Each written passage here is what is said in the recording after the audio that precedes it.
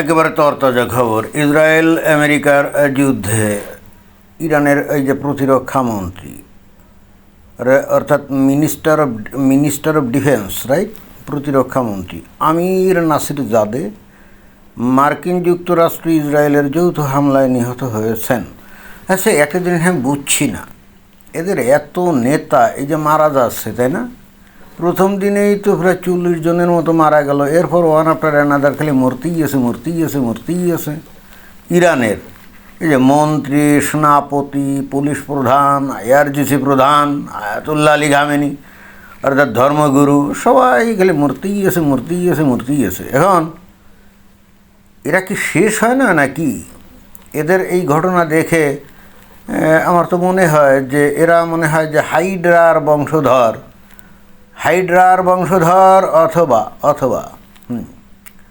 অথবা রক্তবীজের বংশধর হবে। এখন হাইড্রা কী জিনিস আর রক্তবীজ কী জিনিস সেটা তো আমাদেরকে একটু বুঝতে হবে নাকি। হাইড্রা হচ্ছে গ্রিক মিথোলজির একটা জীব যার অনেকগুলো মাথা ছিল। অনেকে বলে 9টা মাথা, আবার তার বেশিও থাকতে পারে। তো এদের সাথে যখন ওই যুদ্ধ হচ্ছিল এই হাইড্রার সাথে, তখন এর মাথা কেটে দিলে আবার নতুন করে মাথা গজাতো। সেই হেতু এই হাইড্রাকে কিন্তু কোনোভাবেই মারা যাচ্ছিল না। তো এই ইরানের যে মন্ত্রী বা নেতা, এদের অবস্থাও তো অনেকটা সেরকম মনে হচ্ছে। এদের একজনকে মেরে ফেললে সাথে সাথে এখন তার থেকে কি আর একটা গজাচ্ছে কিনা কে জানে। তো এ তো গেল হাইড্রা, তাই না? এই একই রকম কাহিনী কিন্তু যে হিন্দুদের পৌরাণিক কাহিনীতেও আছে। তো অসুররা কী করলো, একবার স্বর্গ দখল করার জন্য দেবতাদের সাথে ভয়ঙ্কর যুদ্ধে লিপ্ত হলো। এখন অসুরদের যে সেনাপতি ছিল রক্তবীজ নামক এক অসুর, যে এমন একটা ভয়ঙ্কর অসুর ছিল যে তাকে যখন একে দেবতারা একে কোনো মতেই হারাতে পারতেছিল না, তখন দেবতারা মা কালী অর্থাৎ হিন্দুদের যে দেবী কালী, তাই না, তাকে আহ্বান করলো এবং বলল যে হে মা, তুমি এসে আমাদেরকে উদ্ধার করো। তো কেন এই রক্তবীজকে মারতে পারছিল না অসুররা? কারণ হচ্ছে কি, এই রক্তবীজের গায়ে যখন একটা অস্ত্র আঘাত করতো, তো তার গা থেকে যখন রক্ত পড়তো এবং মাটিতে পড়ার সাথে সাথে নতুন আর একটা রক্তবীজ নামে অসুর তৈরি হয়ে ভয়ঙ্কর যুদ্ধ করতো এই দেবতাদের সাথে। তো খুব ইন্টারেস্টিং ব্যাপার না? গায়ের রক্ত মাটিতে পড়ার সাথে সাথে যদি নতুন করে আর একটা ওই রক্তবীজের মতো অসুর তৈরি হয়, তো দুনিয়ার কোনো শক্তি কি তাদেরকে হারাতে পারে না। ফলে ওই দেবতারা প্রমাদ গুনল এবং তখন তারা তাদের মা কালীর কাছে আহ্বান করলে, হে মা কালী, আমাদেরকে রক্ষা করো।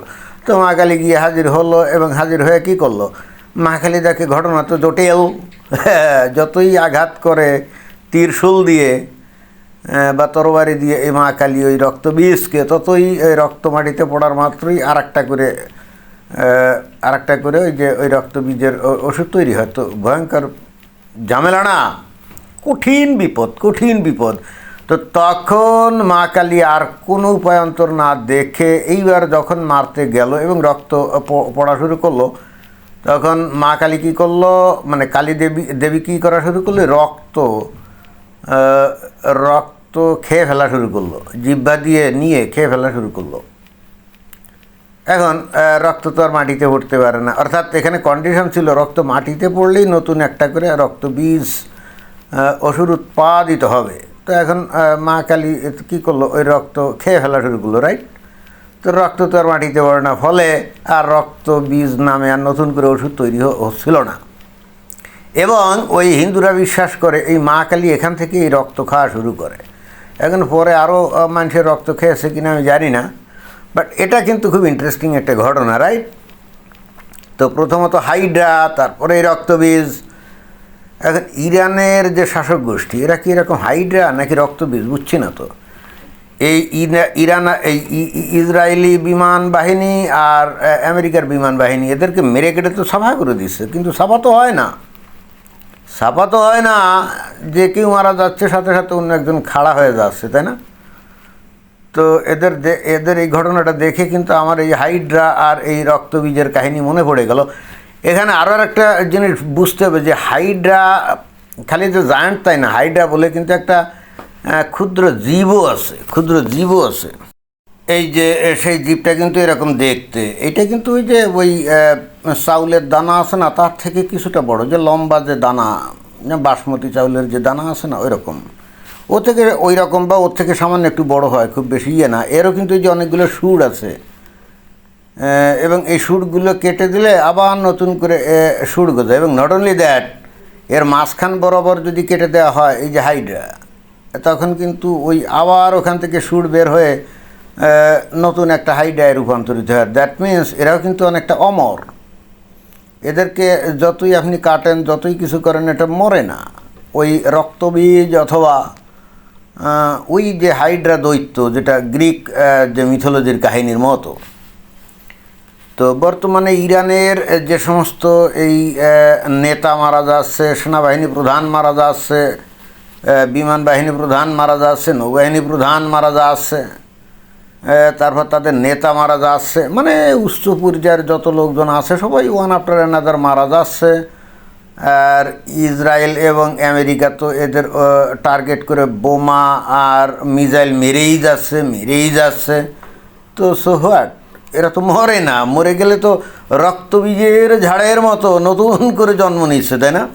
অথবা হাইড্রার মতো নতুন একজন জন্ম নিয়ে হাজির হচ্ছে। তাহলে এদেরকে নিকেশ করতে গেলে এখন আমেরিকা বা ওই কী জানি ইসরায়েল, ওরা কি এখন হিন্দুদের ওই মা কালীর আরাধনা শুরু করবে কি না? এই হিন্দুদের ওই ভারতের সাথে তো ইসরায়েলের সম্পর্ক ব্যাপক, তাই না?